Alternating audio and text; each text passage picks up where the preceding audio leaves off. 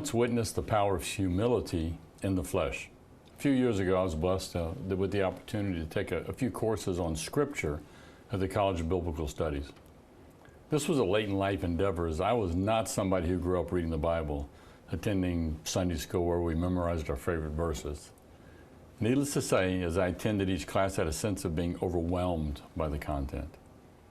One class was led by Dr. Bill Boyd, and past president of the college. Very educated, consumed with knowledge obtained through years and years of academic research and teaching experiences.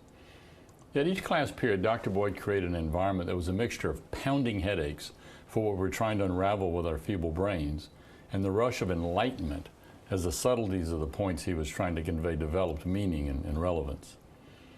I sat in the presence of someone who learned that to engage us, to make us want to reach forward, requires an atmosphere that is safe to question, safe to ponder, and at times safe to fail. But the true impact of his teaching came from the humility that he showed. When he revealed the meaning coming from the text we were using as a guide and the lessons buried within the chapters and verses of the Bible. He didn't make any effort to impress us with his degrees or experience or knowledge he deservedly had obtained over the years.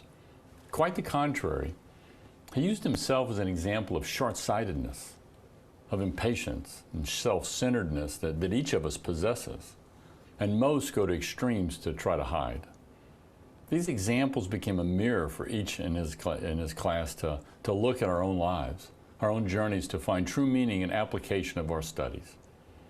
I found myself wanting to make a point of how I see the connection of each clause we studied to another, to impress him with my so-called newly revealed insight that I was sure had some semblance of divine guidance. I was not alone in the class experienced this impulse, fortunately.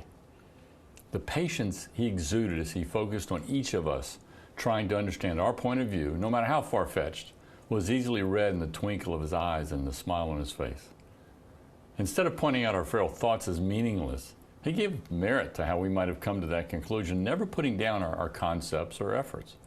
It struck me as I drove home that as men, as leaders, as fathers, as husbands, how often do we exert power and authority at work and at home instead of safety and compassion?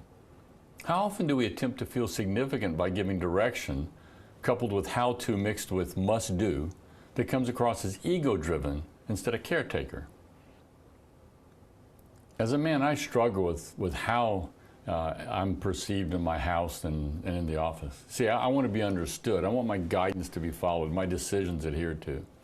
That night, I saw an example of the influence someone could have by focusing outward rather than inward, by seeking out needs instead of satisfying an ego, by using our life mistakes as a canvas to teach instead of war stories from the old days when we thought we slew some form of dragon.